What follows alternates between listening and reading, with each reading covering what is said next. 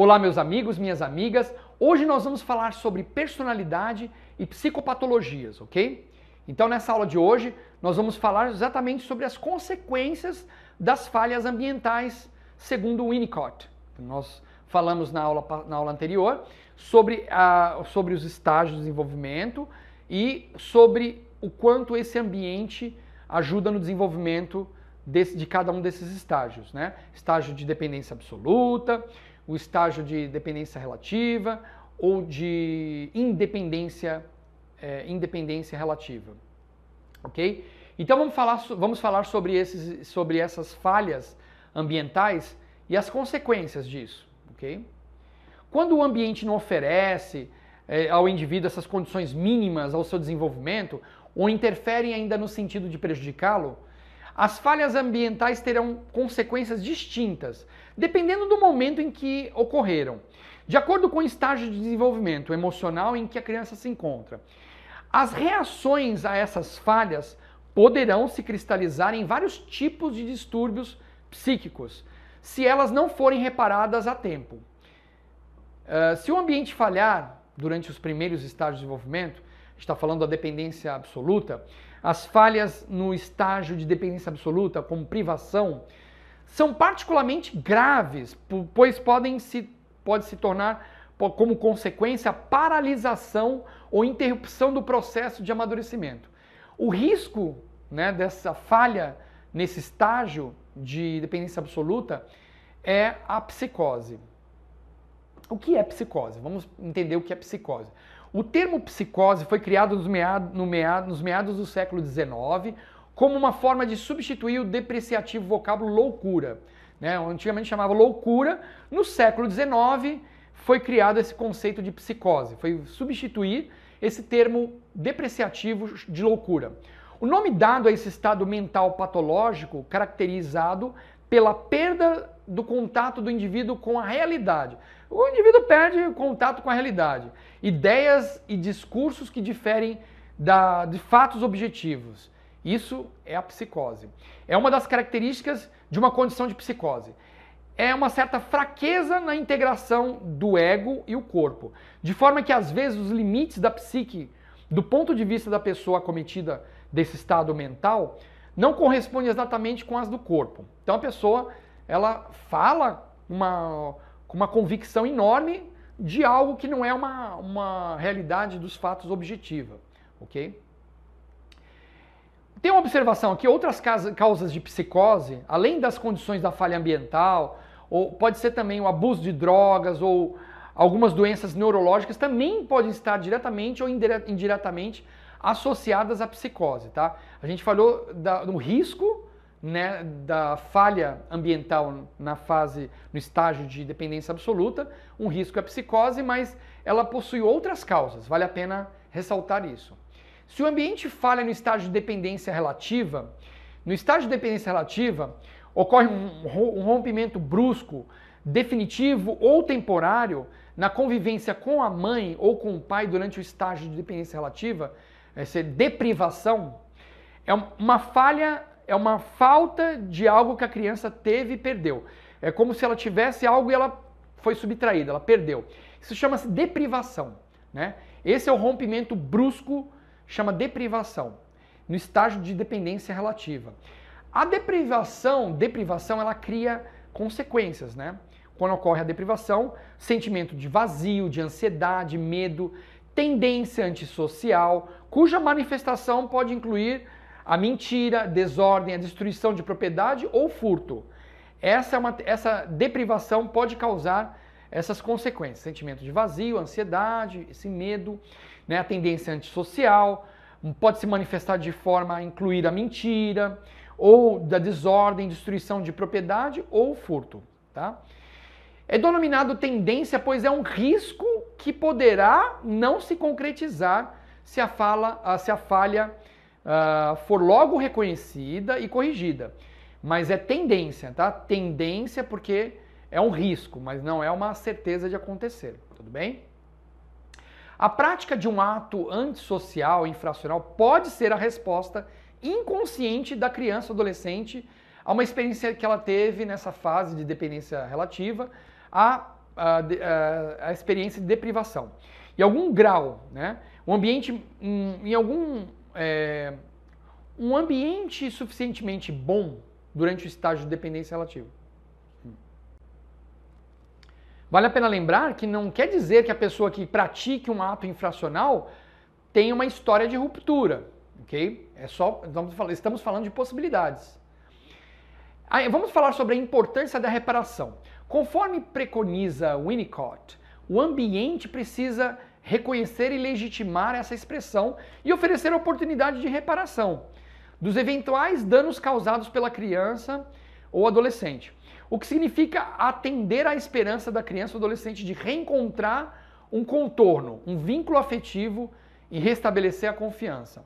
A reparação dos danos causados pelo ato infracional ou reparação dos danos sofridos que levaram a cometer o ato. Tá? Então, essa é a importância que preconiza Winnicott, referente à importância da reparação. Quando a falha do ambiente não é reconhecida, não há oferta de uma reparação, o comportamento antissocial pode se cristalizar e a tendência antissocial se transformar em delinquência. Quando o adolescente descobre ganhos secundários com tais atitudes, ganhos materiais ou reconhecimento de grupos ligados à criminalidade, e aí isso pode se cristalizar na criança, fica mais difícil de fazer a reparação. Isso dificulta cada vez mais as chances de reparação, na verdade. Ao fazer uma observação aqui, Winnicott não excluía a possibilidade de um ato contrário à lei ser induzido por outros fatores, mas ele também reconheceu que um grande número de casos que estava na origem de um distúrbio antissocial era também a deprivação. Tá? Da tendência antissocial ao transtorno de personalidade antissocial. Vamos falar da tendência antissocial ao transtorno de personalidade antissocial. Se o ambiente não reconhece a falha, não oferecendo os limites e também a reparação, o comportamento antissocial se cristaliza e a tendência se transforma em delinquência. O transtorno de personalidade antissocial, sociopatia, transtorno de caráter, psicopatia, seria um nível mais avançado desse problema. A psicopatia. A psicopatia é um transtorno de personalidade que apresenta como característica principal uma alteração de caráter. Pessoas acometidas por esse transtorno conhecem as normas sociais e legais, tendem a não respeitá-las, agindo de acordo com o melhor para os seus próprios interesses, indiferentemente dos sentimentos alheios. Os psicopatas, que são e como são?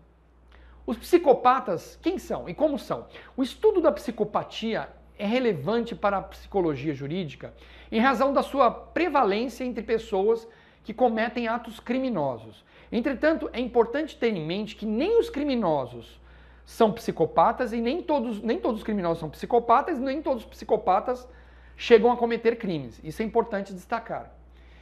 Psicopatas podem ser encontrados em qualquer lugar, sem distinção de gênero, raça, nacionalidade, credo, nível escolar ou financeiro. A psicopatia apresenta níveis de gravidade leve, moderado e grave, refletindo em diferentes características entre as pessoas que sofrem desse transtorno, da psicopatia. Estamos falando dos psicopatas. Então nós vamos falar aqui dos psicopatas, quem são e como são. Ao menos 3 dos seguintes critérios definem o transtorno de personalidade antissocial. Esse transtorno de personalidade antissocial que nós chamamos de psicopatia ou psicopatas. Atenção, diagnóstico somente pode ser fechado por um profissional especialista no assunto. Mas nós vamos falar aqui de 7 características desse psicopata, né, do psicopata. Uma das características é a incapacidade de se adequar às normas sociais em relação a comportamentos ilícitos indicadas pela execução repetida de atos que constituem motivo de detenção. Segundo, propensão para enganar indicada por mentir repetidamente, usar nomes falsos, ludibriar os outros para obter vantagens ou prazer. 3. Impulsividade ou fracasso em fazer planos para o futuro. 4. Irritabilidade e agressividade indicadas por repetidas lutas corporais ou agressões físicas. 5. Desrespeito irresponsável pela segurança própria e alheia. 6. Irresponsabilidade consciente indicada por um constante fracasso em manter um comportamento laboral consistente ou em honrar as obrigações financeiras. 7. Ausência de remorso indicada por indiferença ou racionalização por ter ferido, maltratado ou roubado alguém. Ok? Essas são as 7 principais características de um psicopata. Segundo estudos, a taxa de reincidência criminal de psicopatas que não experimentam culpa ou remorso chega a dobrar em relação aos demais criminosos. E quando se trata de crimes associados à violência, reincidência cresce por até 3 vezes mais. Psicopata não é psicótico, né? Lembra que psicopatia e psicose são coisas diferentes. Psicopatia está classificado no eixo de neuroses, transtornos emocionais que se caracterizam por algum grau de sofrimento, porém mantida e preservada a boa capacidade de um juízo crítico e de adaptação à realidade. Lembra que a psicose, a pessoa perde a noção com a realidade. O psicopata não tem motivação delirante, né? Não é uma coisa que fica delirando ou sem a noção da realidade, da objetividade dos fatos. Quando ele mata, ele sabe que está cometendo o crime. O juízo de realidade e raciocínio se mantém preservados no psicopata, diferente dos psicóticos, né? Diferente da psicose. Neuroses e psicose. Vamos comparar a neuroses e a psicose. Em condições normais, o homem civilizado renuncia aos seus impulsos por uma parcela de segurança que a vida em comum pode propiciar. De acordo com Freud, em 1930, essa condição faz com que todo cidadão possua um tipo de funcionamento psíquico estruturado por uma neurose. Todos os indivíduos, né? De acordo com Freud, em 1930, essa condição, né, de renúncia da parcela da sua segurança por uma vida em comum, ela causa um tipo de funcionamento psíquico estruturado por uma neurose, quadro que designa algum grau de sofrimento psíquico e de desadaptação em alguma área de sua vida, mas com a preservação da capacidade do juízo crítico e tá. De acordo com Freud, em 1930, essa condição faz com que todo cidadão possua algum tipo de funcionamento psíquico reestruturado por uma neurose, tá? Que é um quadro que se designa algum grau de adaptação ao sofrimento psíquico ou desadaptação em algum grau na área de sua vida, mas com a preservação da capacidade de juízo crítico, diferenciando-se assim da psicose. Outros transtornos psíquicos importantes. A psicose puerperal. A patologia é uma patologia rara desencadeada no pós-parto, em reação semelhante a uma psicose. É um estado mental em que o indivíduo perde o contato com a realidade de curta duração. Possível associação com o crime de infanticídio. Muitos atribuem essa psicose puerperal com o crime de infanticídio, o crime que após o parto a pessoa acaba descartando ou matando o feto, né? Perde a noção com a realidade. Ela é caracterizada por delírios e depressões graves. Alguns pensamentos sobre a vontade de ferir o bebê recém-nascido não são incomuns e representam um perigo real. Estudos neurocientíficos sinalizam que a mulher portadora de psicose puerperal que mata o seu filho recém-nascido necessita de tratamento e reabilitação, não de punição legal. Vamos falar também do transtorno de controle dos impulsos. Roubo patológico, cleptomania, é uma falha recorrente em resistir impulsos de furtar objetos, mesmo que não sejam necessários para o uso pessoal ou em razão do seu valor monetário. O cleptomaníaco, em geral, tem a consciência de que está fazendo algo errado, sente-se tenso antes de cometer o furto e tenta resistir ao impulso, mas não consegue. Tá? Esse é o transtorno de controle dos impulsos, representado aí pela cleptomania. A drogadição. De acordo com a Organização Mundial da Saúde, uma pessoa é dependente de uma droga quando o seu uso torna-se mais importante do que qualquer outro comportamento considerado prioritário. Em outras palavras, a droga passa a controlar a pessoa. Destaca-se pela presença do uso de álcool com influência no funcionamento. Destaca-se a presença do uso de álcool com a influência no funcionamento orgânico e mental, em acidentes de trânsito e atos de violência. Ok? Então, agradeço a vocês por terem assistido essas aulas, espero que vocês façam uma boa prova e te vejo na próxima. Tchau, tchau!